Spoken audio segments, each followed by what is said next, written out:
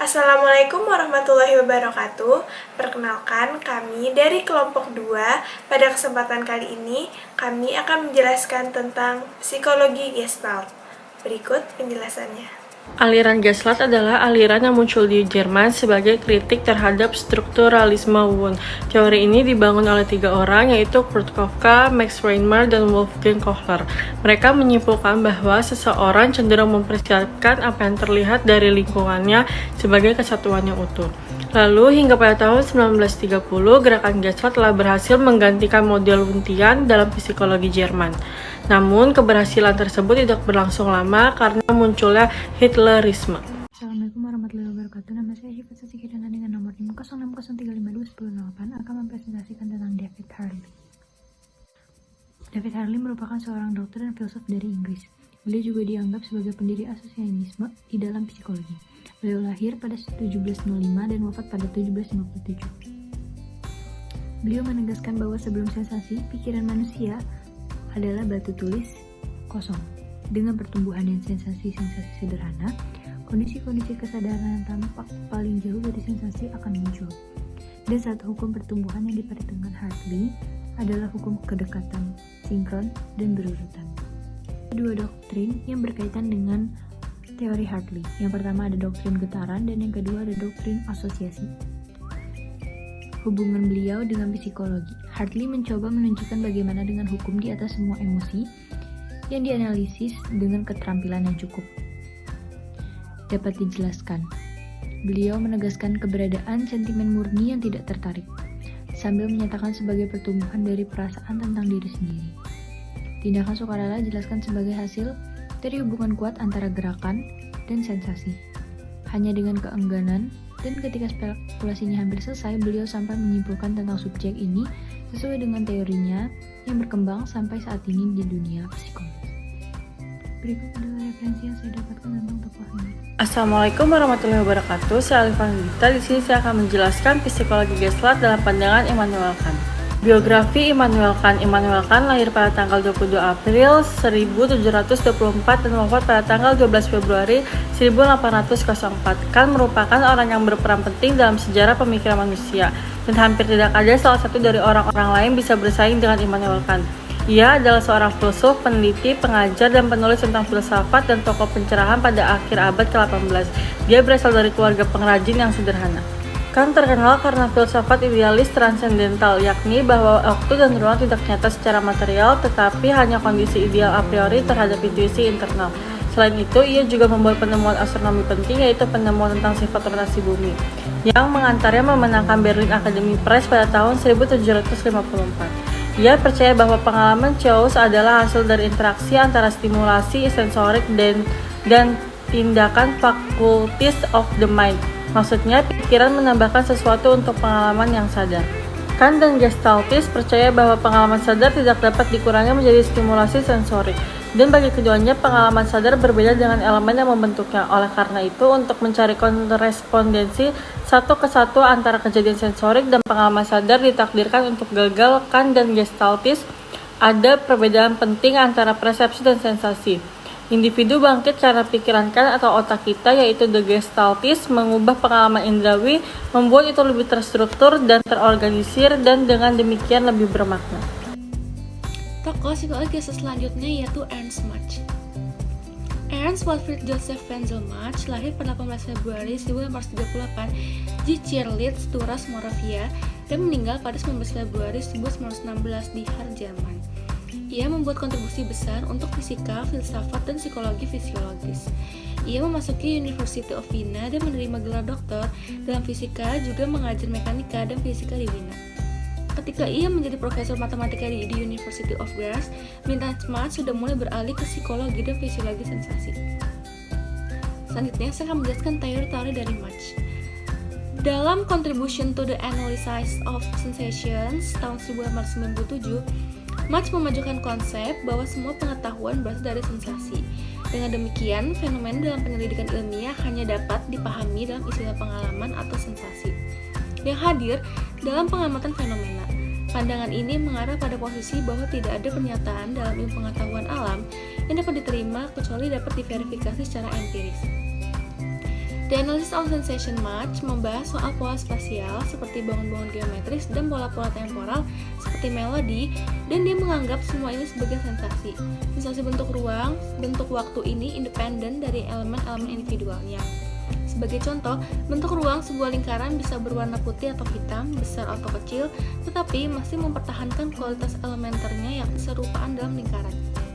Marx juga berpendapat bahwa persepsi kita terhadap sebuah objek tidak berubah, meskipun bila kita mengubah orientasi kita terhadap sebuah meja tetaplah sebuah meja bagi kita, apakah kita melihat dari samping, atas, atau dari sebuah sudut. Demikian juga sebuah nada tetaplah sama dalam persepsi kita meskipun bila bentuk waktu berubah, yakni ketika ia dimainkan lebih cepat atau lebih lambat. Selanjutnya yaitu kontribusi Marx pada psikologi. Marx memberi pengaruh yang lebih langsung pada pemikiran Gestalt dengan The Analysis of Sensations-nya yang dipercaya mengawali ide dasar konsep Gestalt itu sendiri. Halo, Assalamualaikum warahmatullahi wabarakatuh. Saya Balkis Ovania Krisna dengan NIM 0603521010. Kali ini saya akan menjelaskan mengenai aliran psikologi Gestalt dengan tokoh Franz Brentano. Mari simak penjelasan-penjelasan berikut. Franz Brentano, ia adalah perintis dan guru dari tokoh-tokoh psikologi Gestalt. Ia lahir di Marienburg pada tanggal 16 Januari 1838 dan beliau ini meninggal di Zurich pada 17 Maret 1917.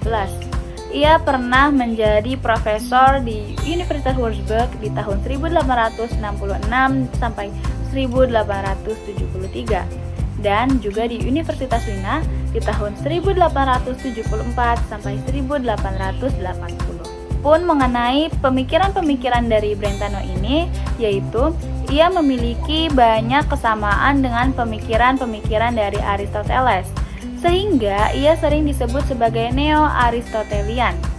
Ia tidak sependapat dengan strukturalisme yang hendak menganalisa kesadaran dengan memecah-mecahnya ke dalam elemen-elemen. Jadi, gejala kejiwaan ini harus dipandang sebagai suatu fenomena yang mesti sebagaimana adanya, sebagai totalitas.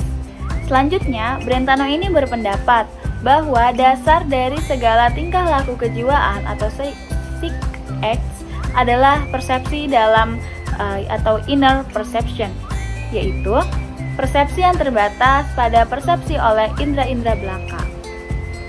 Ia dapat membedakan antara aksi psikis dan aksi non-psikis dalam fenomena kejiwaan. Sebuah kursi misalnya adalah suatu non-psikis contents, tetapi begitu kursi itu bersentuhan dengan indera dan masuk ke dalam inner perception, maka akan terjadi aksi psikis. Jadi, baiklah, begitu saja mengenai materi dari Franz Brentano. Kurang lebihnya mohon maaf. Wassalamualaikum warahmatullahi wabarakatuh. Assalamualaikum warahmatullahi wabarakatuh. Perkenalkan, nama saya Anissa Aulia Sugiarto dengan NIM 0603521007. Pada kesempatan kali ini, saya akan menjelaskan tentang psikologi Gestalt dengan tokoh Christian von Ehrenfels.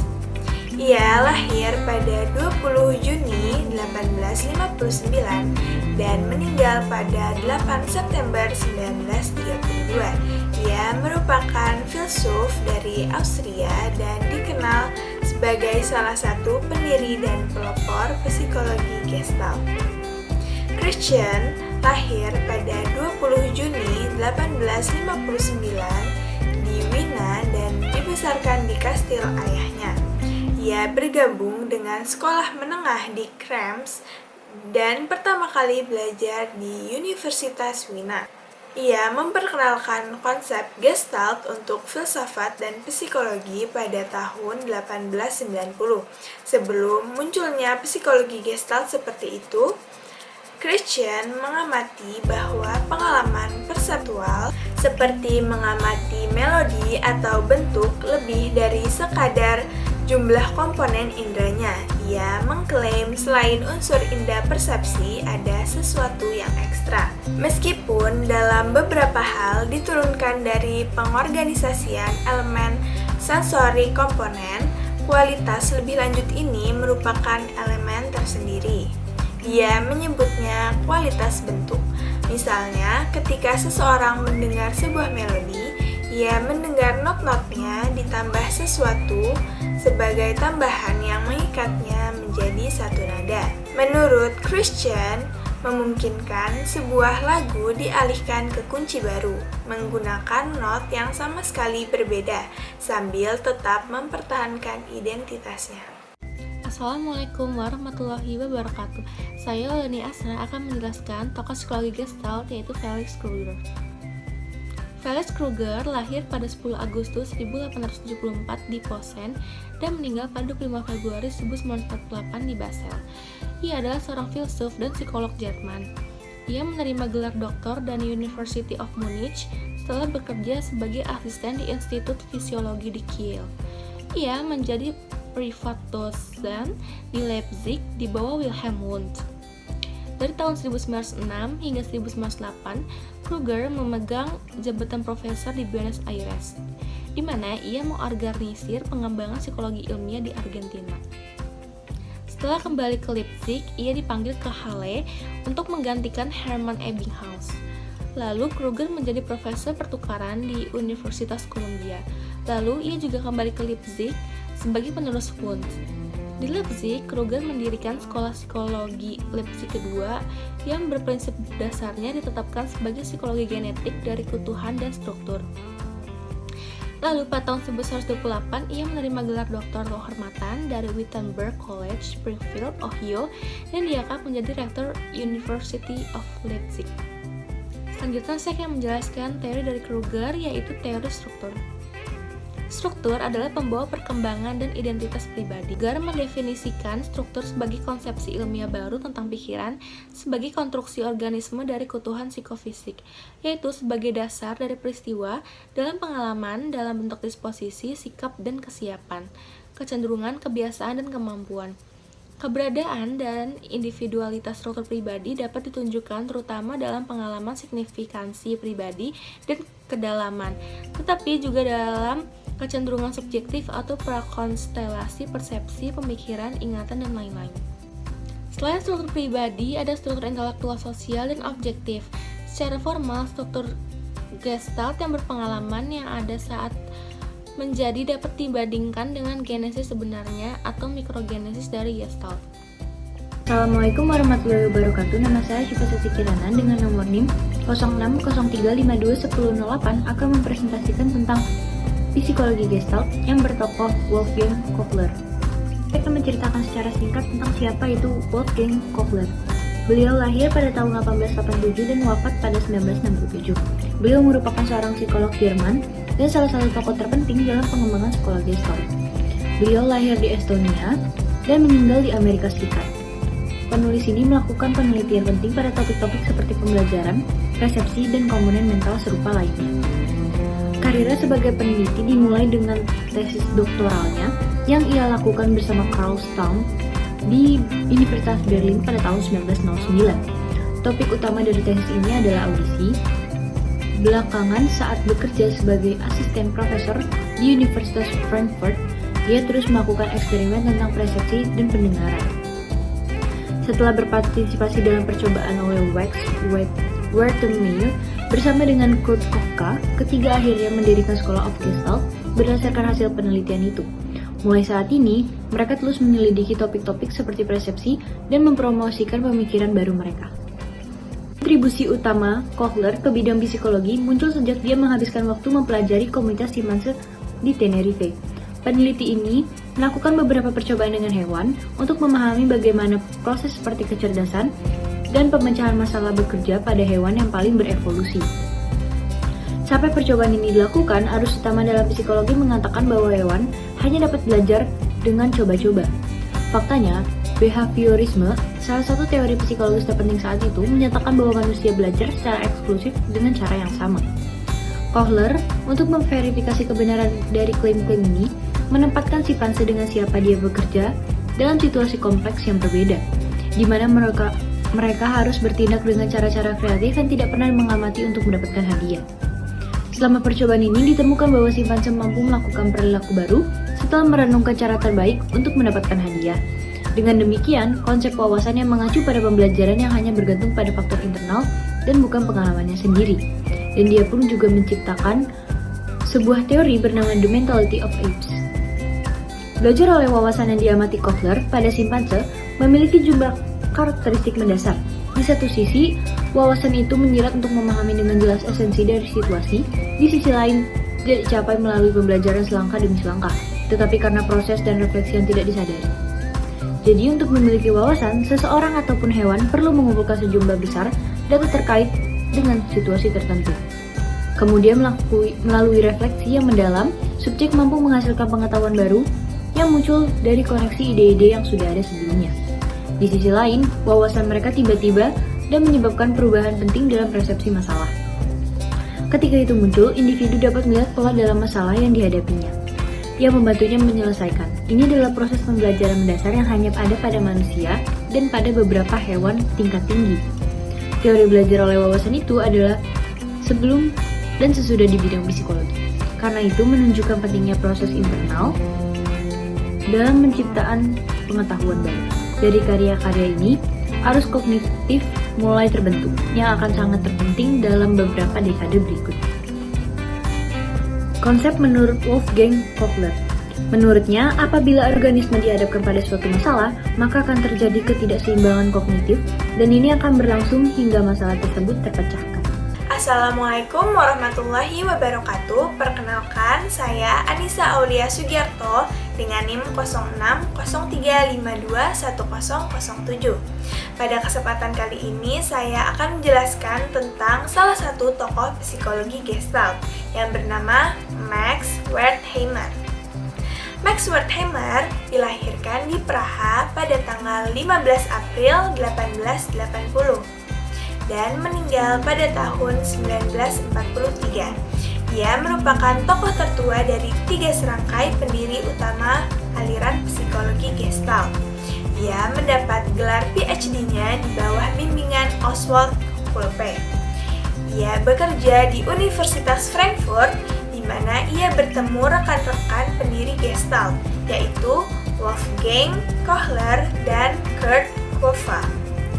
Konsep pentingnya adalah V-phenomenon, yaitu bergeraknya objek statis menjadi rangkaian gerakan yang dinamis setelah dimunculkan dalam waktu singkat dan dengan demikian memungkinkan manusia untuk melakukan interpretasi.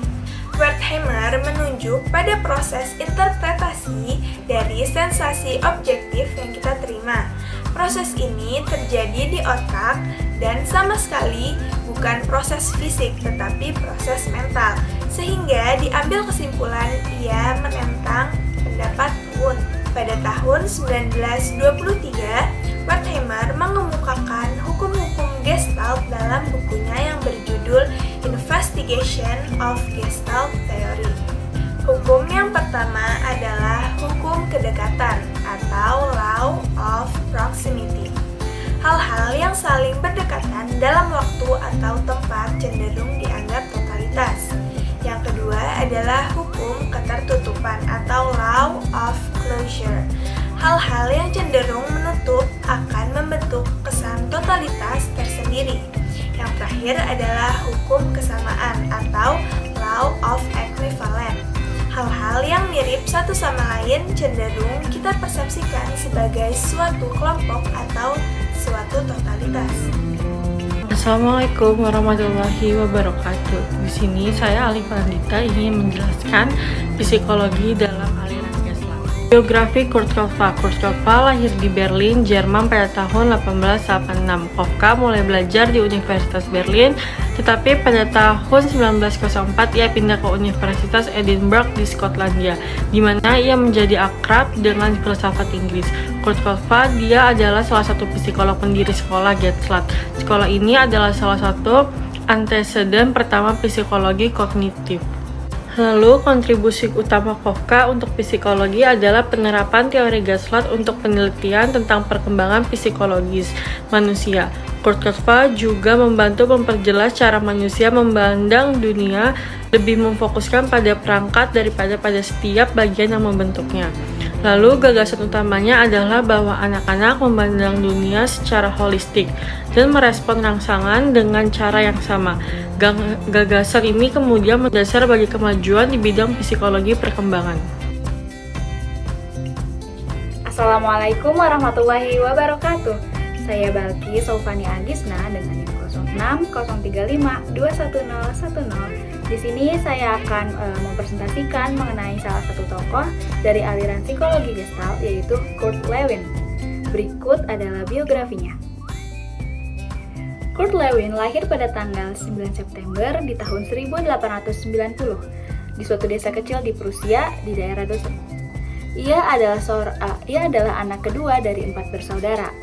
Untuk masa studi atau sekolahnya, beliau ini menyelesaikan sekolah menengahnya di Berlin pada tahun 1905. Kemudian saat memasuki universitas, beliau ini bermaksud untuk belajar ilmu kedokteran. Tetapi setelah mempelajari selama 1 semester ilmu psikologi, beliau melepaskan impiannya menjadi dokter. Di tahun 1914, beliau meraih gelar doktornya. Kemudian Lewin ini bertugas di ketentaraan Jerman selama 4 bulan. Lewin menghabiskan sisa-sisa hidupnya di Amerika Serikat.